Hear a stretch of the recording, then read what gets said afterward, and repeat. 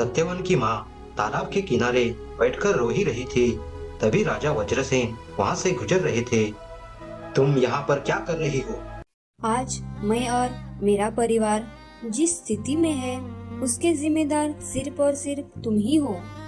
कान खोलकर सुन लो बुढ़िया, अपनी ये बकवास बंद कर दो और निकलो मेरे राज्य से बाहर, वरना अभी तो मेरे हाथ से तुम्हारा बेटा मरा है।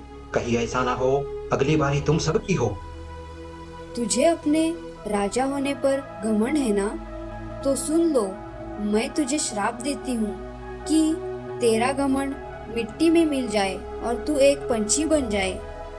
तथास्तु। उस बूढ़ी अम्मा के श्राप देते ही वहां से गुजर रहे साधु महाराज उस माता जी के कहे शब्दों पर अपना आशीर्वाद देते हैं। भला तेरा श्राप मुझे क्यों लगेगा, मूर्ख औरत, अभी के अभी मेरे राज्य से निकलो, वरना मैं तुझे जान से मार दूंगा। राजा के इस प्रकार के कठोर शब्द सुनकर सत्यवन की माँ वहां से चली जाती है। महाराज, आपने एक बेसहारा बुढ़िया को राज्य से निकालकर अच्छा नहीं किया। ए तपस्वी, वो बुढ़िया मुझे फालतू का श्राप दे रही थी। भला उस बुढ़िया का श्राप मुझे क्यों लगेगा?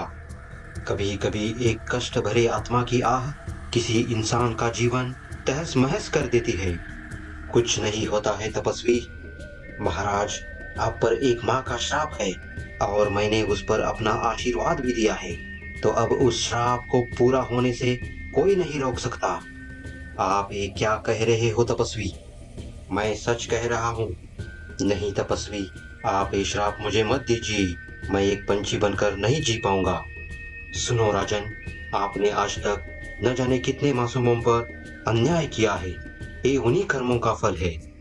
नहीं तपस्वी नहीं, मैं मेरी सारी गलतियों पर माफी मांगता हूँ, पर आप मुझे इस श्राप से मुक्त करवा दीजिए। महाराज, माफी तो आप तब मांगोगे ना जब आपको कोई सुन पाएगा।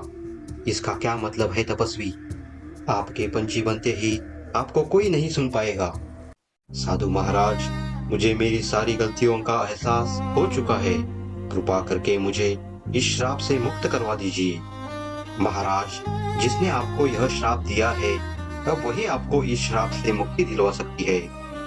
साधु महाराज के इतना कहते ही राजा वज्रसेन एक तोते के रूप में बदल जाता है।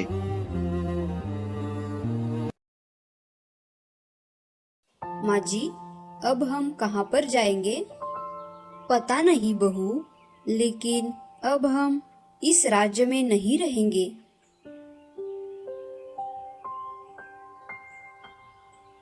अपने बच्चों को साथ लेकर वो दोनों सुनसान जगह से जा रही थी। तभी वो देखती है। छोड़ो मेरा केला। नहीं, ये मैं खाऊंगा।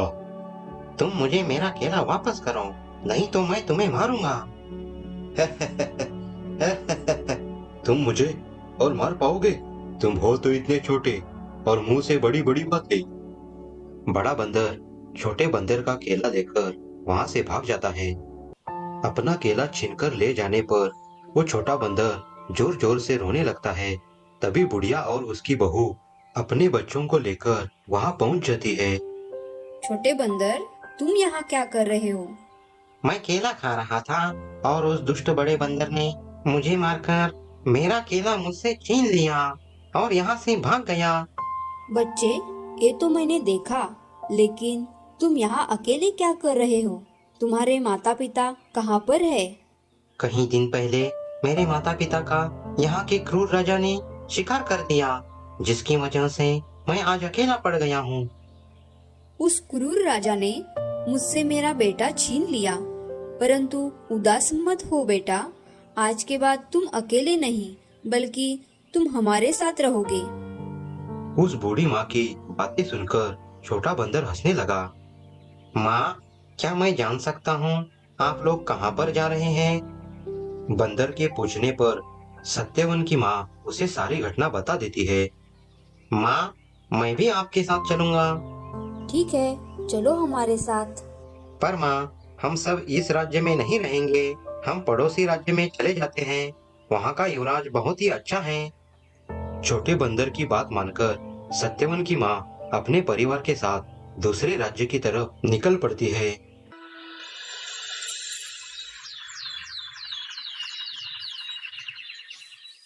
युवराज, हमने महल का सारा खजाना लोगों में बांट दिया है। अब हमारे पास कुछ भी नहीं बचा है। कोई बात नहीं मंत्री जी, यदि ऊपर वाले ने चाहा तो हमारे सारे खाली संदूक खजानों से भर जाएंगे। ऐसा करो, तुम अभी के लिए महल चले जाओ, मुझे कुछ समय के लिए अकेला छोड़ दो। इतना कहकर युवराज अपने राज्य के सीमा पर जो पुराना मंदिर था वहां की ओर निकल पड़ते हैं।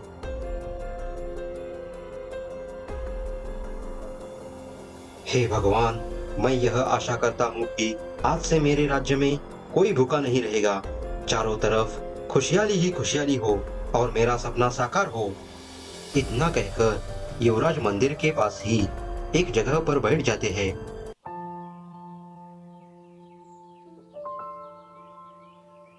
माँ जी, हम यहाँ आ तो गए हैं, पर हमें रहने की जगह कैसे मिलेगी? बहू, थोड़ा सब्र रखो, यहाँ हमें कोई ना कोई जरूर मदद करेगा।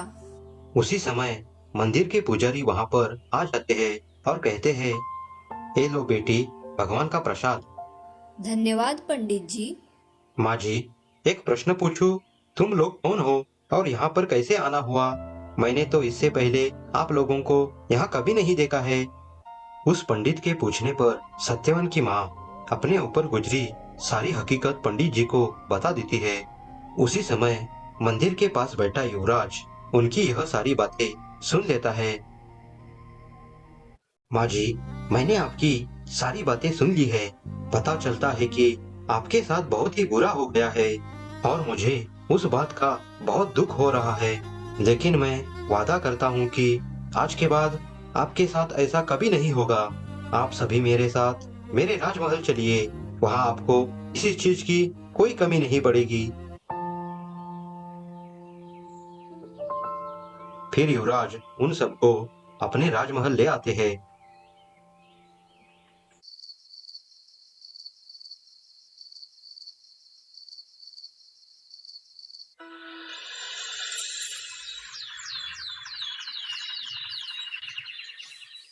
युवराज, अब तो हम गरीब हो चुके हैं, अब हमारा क्या होगा?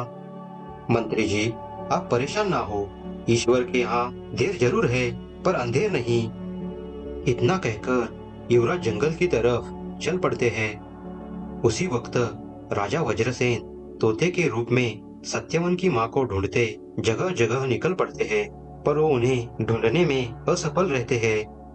अब मैं क्या करूं? पता नहीं सत्यवन का परिवार कहाँ पर चला गया।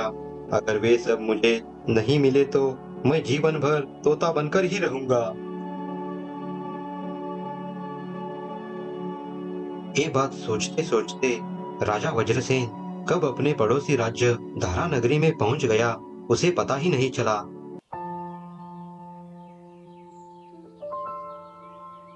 लगता है मैं सत्यवन के परिवार को ढूंढते ढूंढते किसी दूसरे राज्य में पहुंच गया हूँ। राजा वज्रसेन अपने मन में ऐसी बातें बोल ही रहे थे, तभी उनके पास से कुछ लोग गुजरते हैं। अरे भाई सुनो, भाई मेरी बात सुनो। राजा वज्रसेन लोगों को आवाज दे रहा था, परंतु उनकी आवाज कोई नहीं सुन पाता। तपस्वी की बात सच निकली, मुझे पंछी बनने के बाद कोई नहीं सुन पा रहा। अब मैं क्या करूंगा? राजा वज्रसेन निराश और हताश होकर जंगल की तरफ निकल पड़ते हैं।